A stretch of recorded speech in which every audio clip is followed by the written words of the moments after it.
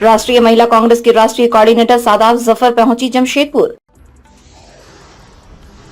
नारी शक्ति वंदन अधिनियम को लेकर साधा पीएम मोदी पर निशाना। बताया 2024 का चुनावी जुमला, कहा महिलाएं अब इनके झांसे में नहीं फंसने वाली।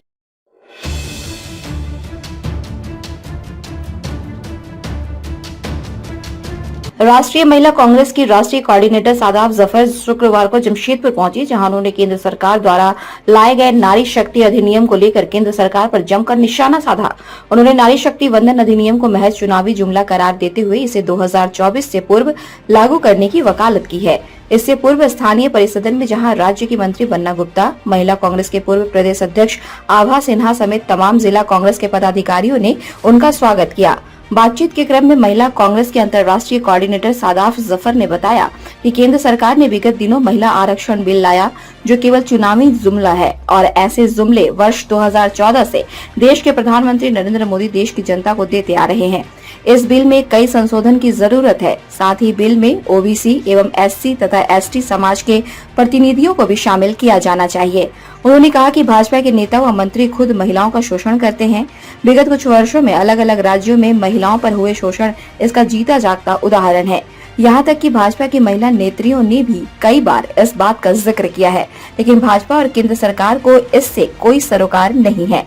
उन्होंने कहा कि महिला आरक्षण बिल का समर्थन कांग्रेस पार्टी ने भी किया है, लेकिन अफसोस कि यह ऐसा बिल है कि इसे त्वरित लागू नहीं किया जा सकता। इसे लागू करने के लिए कई वर्षों का समय लगेगा और भाजपा और केंद्र सरकार ने केवल चुनावी जुमले के तहत इस बिल को पेश किया है, ताकि देश की महिलाओं को जुमलों में फंसाकर एक बार फिर वे वोट हासिल कर सके। लेकिन देश की महिलाएं आगामी लोकसभा चुनाव में इसके विपरीत जवाब देंगी। India news viral Bihar Jharkhand के लिए अफरोज मल्लिक की रिपोर्ट।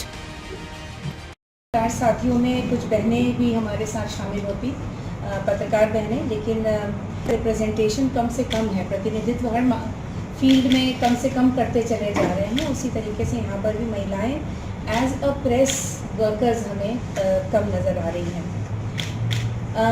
मुझे यकीन है कि 9 साल हो चुके हैं भाजपा की, मोदी सरकार की, यहाँ पे भारत में राज करते हुए। राज ही करना कहेंगे, सेवा तो वो कर नहीं पा रहे हैं। और मुझे उम्मीद है कि आप सबके खातों में 15 लाख रुपए आ चुके हैं और आप सबके रिश्तेदार और या कोई ना कोई घर का जो है वो 2 करोड़ जो नौकरियां सालाना मिली थी, उसमें किसी ना किसी को नौकरी ज़रूर मिली होगी। और मुझे यकीन है कि जो काला धन देश का है वो वापस आ गया।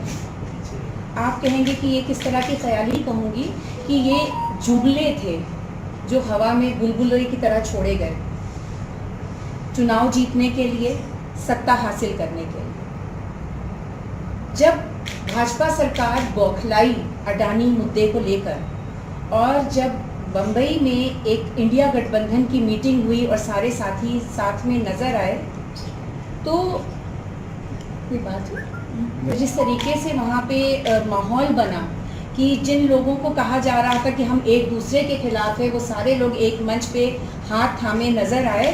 तो बौखला के जब कुछ समझ में नहीं आया तो भाजपा ने कहा कि नहीं नहीं, हम इंडिया नहीं भारत है। माँ को आई कहें, माँ कहें, माता कहें, माई कहें, माँ माई ही रहेगी, माँ बदल नहीं जाएगी।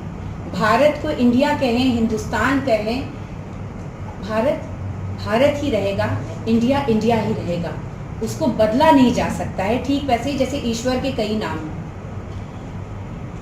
जब महिला आरक्षण बिल अचानक से याद आ गई भाजपा को कि अरे क्यों ना यही पारित कर दिया जाए, शायद 2024 में डूबती नैया पार लग जाए, और एक और हवा में जुमला छोड़ दिया गया। मतलब कि महिलाओं के आगे भरी हुई थाली रख दी गई 18-19 साल के बाद और कहा गया देखो ये थाली है, इसमें खाने के लिए सब कुछ है, लेकिन खाना नहीं है, खाने को मिलेगा 2039 में। अब आप कहेंगे ये क्या बात हुई? तो बात ये हुई कि पहले कहा जा रहा है कि सेंसस किया जाएगा, सेंसस करने के बाद परिसीमन किया जाएगा, परिसीमन करने के बाद तब जाके कहीं महिला आरक्षण को लागू किया जाएगा। अगर आपकी मंशा साफ होती, आपके मन में जो महिला विरोधी भाजपा है, जो मैं अभी बताऊंगी आपको कुछ देर में कि किस तरीके से महिला विरोधी भाजपा है, अगर आपके मन में साफ होता और आपको अगर इच्छा होती कि महिलाओं को प्रॉपर प्रतिनिधित्व मिले, वाकई प्रतिनिधित्व मिले, तो अभी 5 राज्यों में चुनाव होने जा रहे हैं। अगले साल 2024 में लोकसभा का चुनाव होने जा रहा है। आप उनको 33% आरक्षण आराम से दे देते हैं, लेकिन ये करने के बजाय आपने हवा में एक जुमला छोड़ दिया। हाँ, हम खुश हैं कि आरक्षण के ऊपर बात हो रही है, और क्यों नहीं खुश हो, ये परिकल्पना ने पंचायती राज एक्ट को पास किया और उसमें 33% आरक्षण महिलाओं को दिया। सिर्फ तभी नहीं, उसके बाद नरसिम्हा राव जी ने जो है वो महिलाओं को के लिए 33% आरक्षण की बात करी गई।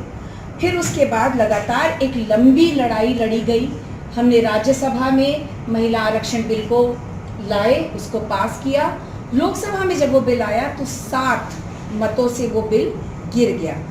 7 मतों में 4 दिग्गज के नेता थे जिन्होंने इसके खिलाफ वोट किया। उसमें एल.के. आडवाणी जी शामिल थे, उसमें अटल बिहारी जी शामिल थे, जिन्होंने मुंह के बल इस बिल को गिरा दिया। 2019 से लगातार भाजपा की सरकार है, लगातार सोनिया जी, राहुल गांधी जी, खड़गे जी इस बात की मांग कर रहे हैं, पत्र लिख रहे हैं, कह रहे हैं कि भाई इसको अब आपकी पूर्ण बहुमत है, ये पेंडिंग पड़ा हुआ है, आप इसके ऊपर काम क्यों नहीं कर रहे। तो जब उन्हें लगा कि अरे हम तो अब चुनाव हार जाएंगे, अब तो कोई बात है नहीं, सारी बातें अंट शंट गलत सलत जिस तरीके के झूठे जुमलों के बावजूद कोई चीज़ अब कोई शगुफा काम नहीं कर रहा है, तो एक हवा में महिला आरक्षण बिल की बात कर दी गई। अगर वाकई भाजपा महिलाओं के पक्ष में सोचती है, तो जब कुलदीप सेंगर ने उन्नाव में एक बच्ची के साथ बलात्कार किया था, तो मीडिया और प्रियंका गांधी जी की आवाज उठाने का इंतजार क्यों किया भाजपा ने, और तुरंत उसको बर्खास्त करके जेल क्यों नहीं भेजा। चिन्मयानंद आजाद घूमता रहा, लेकिन उसके द्वारा शोषित लड़की जो थी उसने जेल काटी।